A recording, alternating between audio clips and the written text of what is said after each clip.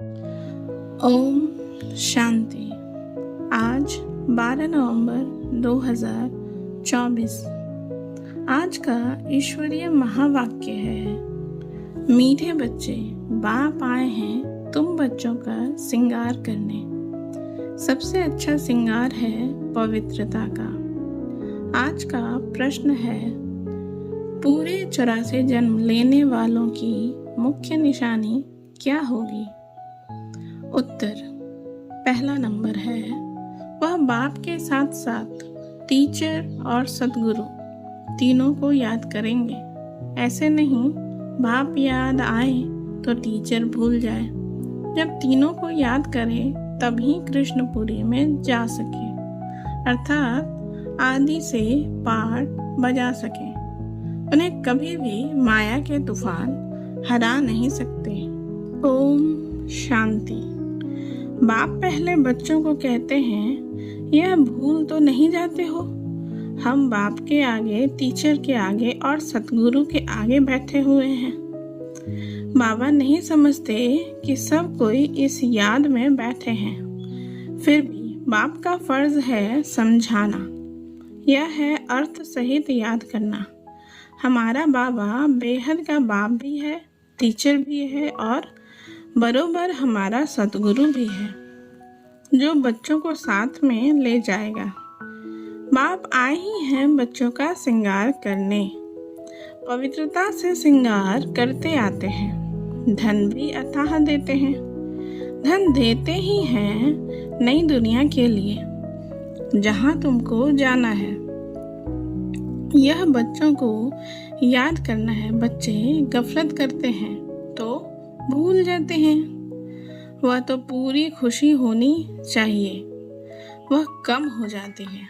ऐसा बाप तो कभी मिलता ही नहीं। तुम जानते हो हम बाबा के बच्चे जरूर हैं, वह हमको पढ़ाते हैं, इसलिए टीचर भी जरूर है। हमारी पढ़ाई है ही नई दुनिया अमरपुरी के लिए। अभी हम संगम युग पर बैठे हैं। यह याद तो जरूर बच्चों को होनी चाहिए। पक्का पक्का याद करना है। यह भी जानते हो इस समय कंसपुरी आसुरी दुनिया में है। समझो कोई को साक्षात्कार होता है, परंतु साक्षात्कार से कोई कृष्णपुरी उनकी डिनाइस्टी में नहीं जा सकेंगे। जा तब सकेंगे जब बाप, टीचर, गुरु तीनों को ही याद करते रहेंगे। यह आत्माओं से बात की जाती है। आत्मा ही कहती है, हाँ बाबा, बाबा आप तो सच कहते हो। आप बाप भी हो, पढ़ाने वाले टीचर भी हो। सुप्रीम आत्मा पढ़ाती है। लौकिक पढ़ाई भी आत्मा ही शरीर के साथ पढ़ाती है, परंतु वह आत्मा भी पतित तो शरीर भी पतित है। दुनिया के मनुष्य को यह पता नहीं है कि हम नरकवासी हैं। अभी तुम समझते हो हम तो अब चले अपने वतन। यह तुम्हारा वतन नहीं है, यह है रावण का पराया वतन। तुम्हारे वतन में तो अथाह सुख है। यहाँ के लोग ऐसे नहीं समझते हम पराये राज्य में हैं। आगे मुसलमानों के राज्य में बैठे थे, फिर क्रिश्चियन के राज में बैठे। अभी तुम जानते हो हम अपने राज्य में जाते हैं। आगे रावण राज्य को हम अपना राज्य समझ बैठे थे। यह भूल गए हैं हम पहले राम राज्य में थे, फिर 84 जन्मों के चक्र में आने से रावण राज्य में दुख में आकर पड़े हैं। पराये राज्य में तो दुख ही होता है। यह सारा ज्ञान अंदर में आना चाहिए। बाप तो जरूर याद आएगा, परंतु तीनों को याद करना है। यह नॉलेज भी मनुष्य ही ले सकते हैं, जानवर तो नहीं पढ़ेंगे। यह भी तुम बच्चे समझते हो, वहाँ कोई बैरिस्ट्री आदि की पढ़ाई होती नहीं। आप यहाँ ही तुमको माला माल कर रहे हैं, तो सब तो राजा नहीं बनते हैं। व्यापार भी चलता होगा, परंतु वहाँ तुमको अथाह धन रहता है। घाटा आदि होने का कायदा ही नहीं। लूट मार आदि वहाँ होती नहीं। नाम ही है स्वर्ग। अभी तुम बच्चों को स्मृति आई है, हम स्वर्ग में थे, फिर पुनर्जन्म लेते लेते नीचे उतरते हैं। बाप कहानी भी उन्हों को ही बताते हैं। 84 जन्म नहीं लिए होंगे तो माया हरा देगी। यह भी बाप समझाते रहते हैं, माया का कितना बड़ा तूफान है। बहुतों को माया हराने की कोशिश करती है। आगे चल तुम बहुत देखेंगे सुनेंगे। बाप के पास सबके चित्र होते तो तुमको वंडर दिखाते हैं। यह फलाना इतना दिन आया, बाप का बना, फिर माया खा गई, मर गया, माया के साथ जा मिला। यहाँ इस समय कोई शरीर छोड़ते हैं तो इसी दुनिया में आकर जन्म लेते हैं। तुम शरीर छोड़ेंगे तो बाबा के साथ बेहद घर में जाएंगे। वहाँ बाबा मम्मा बच्चे सब है ना। परिवार ऐसा ही होता है। मूल वतन में बाप और भाई भाई हैं और कोई संबंध नहीं। यहाँ बाप और भाई बहन है, फिर वृद्धि को पाते हैं। चाचा मामा आदि बहुत संबंध हो जाते हैं। इस संगम पर तुम प्रजापिता ब्रह्मा के बनते हो तो भाई बहन हो। शिव बाबा को याद करते हो तो भाई भाई हो। यह सब बातें अच्छी रीति याद करनी है। बहुत बच्चे भूल जाते हैं। बाप तो समझाते रहते हैं। बाप का फर्ज है बच्चों को सिर पर उठाना, तब तो नमस्ते नमस्ते करते रहते हैं। अर्थ भी समझाते हैं। भक्ति करने वाले साधु संत आदि कोई तुमको जीवन मुक्ति का रास्ता नहीं बताते। वह है ही निवृत्ति मार्ग वाले। वह राजयोग कैसे सिखलाएंगे? राजयोग है ही प्रवृत्ति मार्ग का। प्रजापिता ब्रह्मा को 4 भुजाएं देते हैं तो प्रवृत्ति मार्ग हुआ ना। यहाँ बाप ने इनको अडॉप्ट किया तो नाम रखा है ब्रह्मा और सरस्वती। ड्रामा में नूद देखो कैसी है। वानप्रस्थ अवस्था में ही मनुष्य गुरु करते हैं 7 वर्ष के बाद। इसमें भी 7 वर्ष के बाद बाप ने प्रवेश किया तो बाप टीचर गुरु बन गए। अभी तो कायदे ही बिगड़ गए हैं। छोटे बच्चे को भी गुरु करा देते हैं। यह तो है ही निराकार। तुम्हारी आत्मा का यह बाप भी बनते, टीचर सदगुरु भी बनते हैं। निराकारी दुनिया को कहा जाता है आत्माओं की दुनिया। ऐसे तो नहीं कहेंगे, दुनिया ही नहीं है। शांति धाम कहा जाता है, वहाँ आत्माएं रहती हैं। अगर कहें परमात्मा का नाम रूप देश काल नहीं तो बच्चे फिर कहाँ से आएंगे? बच्चे अब समझते हो यह वर्ल्ड की हिस्ट्री ज्योग्राफी कैसे रिपीट होती है। हिस्ट्री चैतन्य की होती है, ज्योग्राफी तो जड़ वस्तु की है। तुम्हारी आत्मा जानती है हम कहाँ तक राज्य करते हैं। हिस्ट्री गाई जाती है जिसको कहानी कहा जाता है। ज्योग्राफी देश की होती है। चैतन्य ने राज्य किया, जड़ तो राज्य नहीं करेंगे। कितने समय से फलाने का राज्य था। क्रिश्चियन ने भारत पर कब से कब तक राज्य किया। तो इस वर्ल्ड की हिस्ट्री ज्योग्राफी को कोई जानते ही नहीं। कहते हैं सत्य को तो लाखों वर्ष हुआ, उसमें कौन राज्य करके गए, कितना समय राज्य किया, यह कोई नहीं जानता। इसको कहा जाता है हिस्ट्री। आत्मा चैतन्य, शरीर जड़ है। सारा खेल ही जड़ और चैतन्य का है। मनुष्य जीवन ही ऊंच गाया जाता है। आदमशुमारी भी मनुष्यों की गिनी जाती है। जानवरों की तो कोई गिनती कर भी ना सके। सारा खेल तुम्हारे पर है। हिस्ट्री ज्योग्राफी भी तुम सुनते हो। बाप इसमें आकर तुमको सब बातें समझाते हैं। इसको कहा जाता है बेहद की हिस्ट्री ज्योग्राफी। यह नॉलेज न होने के कारण तुम कितने बेसमझ बन पड़े हो। मनुष्य होकर दुनिया की हिस्ट्री ज्योग्राफी को न जाने तो वह मनुष्य ही क्या काम का। अभी बाप द्वारा तुम वर्ल्ड की हिस्ट्री ज्योग्राफी सुन रहे हो। यह पढ़ाई कितनी अच्छी है।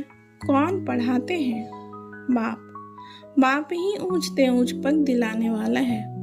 इन लक्ष्मी नारायण का और जो उन्हों के साथ स्वर्ग में रहते हैं उन्हों का ऊंचते ऊंच पद है ना।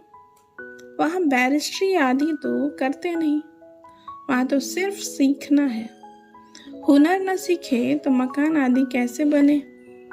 एक दो को हुनर सिखलाते हैं, नहीं तो इतने मकान आदि कौन बनाएंगे?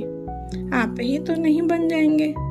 यह सब राज अभी तुम बच्चों की बुद्धि में भी नंबरवार पुरुषार्थ अनुसार रहते हैं। तुम जानते हो यह चक्र फिरता रहता है। इतना समय हम राज्य करते थे, फिर रावण के राज्य में आते हैं। दुनिया को इन बातों का पता नहीं है कि हम रावण राज्य में हैं। कहते हैं हमको बाबा रावण के राज्य से लिबरेट करो। भारतवासियों ने क्रिश्चियन राज्य से अपने को लिबरेट किया, अब फिर कहते हैं गॉडफादर हमको लिबरेट करो। स्मृति आती है ना, कोई भी यह नहीं जानते हैं कि ऐसे क्यों कहते हैं। अभी तुमने समझा है सारे सृष्टि पर ही रावण राज्य है। सब कहते हैं राम राज्य चाहिए तो लिबरेट कौन करेगा। समझते हैं गॉडफादर लिबरेट कर गाइड बन ले जाएंगे। भारतवासियों को इतना अक्ल नहीं है। यह तो बिल्कुल तमो प्रधान है। वह न इतना दुख उठाते हैं न इतना सुख ही पाते हैं। भारतवासी सबसे सुखी बनते हैं तो दुखी भी बने हैं। हिसाब है ना। अभी कितना दुख है।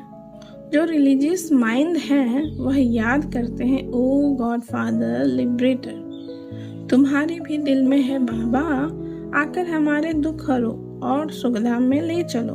वह कहते हैं शांति धाम ले चलो, तुम कहेंगे शांति धाम और सुखधाम ले चलो। अब बाप आया हुआ है तो बहुत खुशी होनी चाहिए। भक्ति मार्ग में कनरस कितना है, उनमें रियल बात कुछ भी है नहीं, एकदम आटे में नमक है। चंडिका देवी का भी मेला लगता है।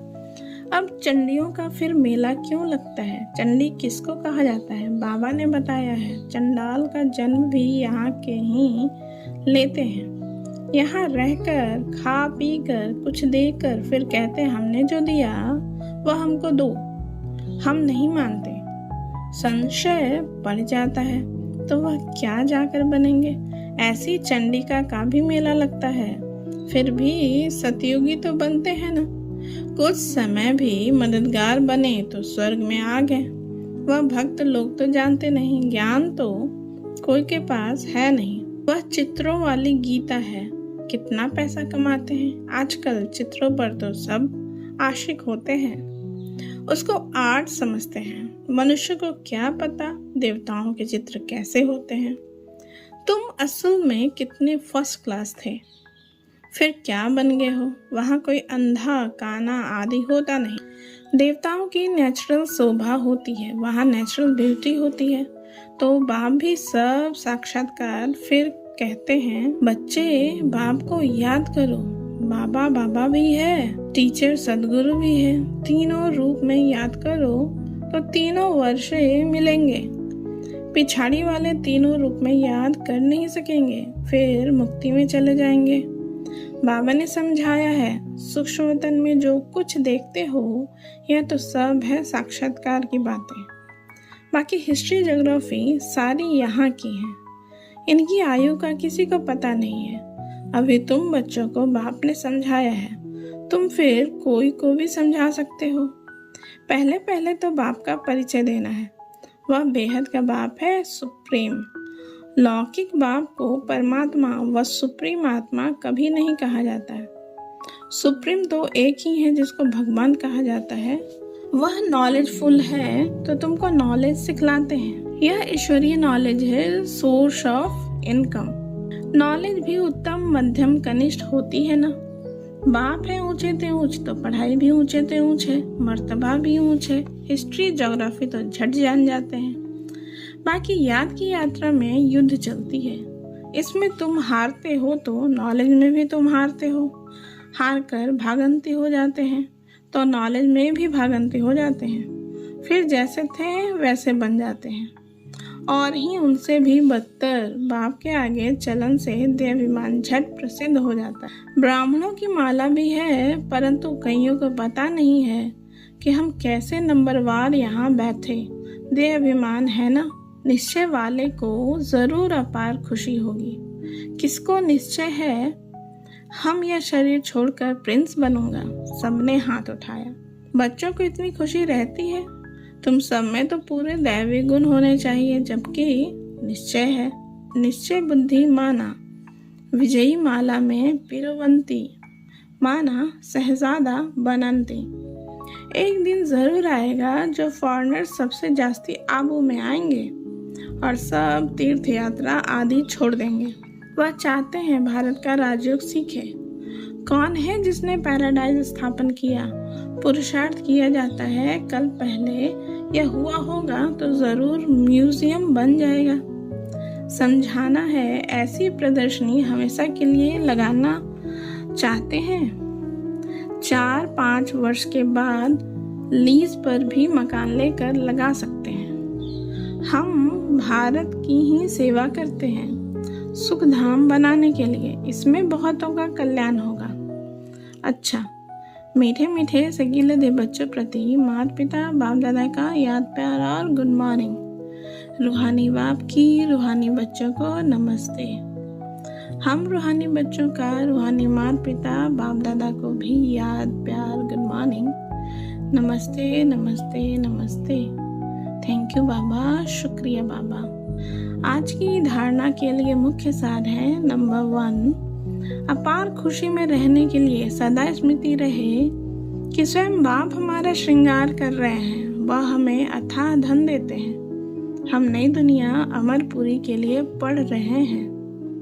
नंबर 2, विजय माला में पिरोने के लिए निश्चय बुद्धि बन दैवी गुण धारण करने हैं। जो दिया उसे वापस लेने का संकल्प कभी ना आए। संशय बुद्धि बन अपना पद नहीं गंवाना है। आज का वरदान है, क्रोधी आत्मा को रहम के शीतल जल द्वारा गुणदान देने वाले वरदानी आत्मा भव। इसका विस्तार है, आपके सामने कोई क्रोध अग्नि में जलता हुआ आए, आपको गाली दे, निंदा करे, तो ऐसी आत्मा को भी अपनी शुभ भावना, शुभ कामना द्वारा, वृत्ति द्वारा, स्थिति द्वारा गुणदान या सहनशीलता की शक्ति का दान दो। क्रोधी आत्मा परवश है, ऐसी परवश आत्मा को रहम के शीतल जल द्वारा शांत कर दो। यह आप वरदानी आत्मा का कर्तव्य है। चैतन्य में जब आप में ऐसे संस्कार भरे हैं, तब तो जड़ चित्रों द्वारा भक्तों को वरदान मिलते हैं। आज का स्लोगन है, याद द्वारा सर्व शक्तियों का खजाना अनुभव करने वाले ही शक्ति संपन्न बनते हैं। ओम शांति।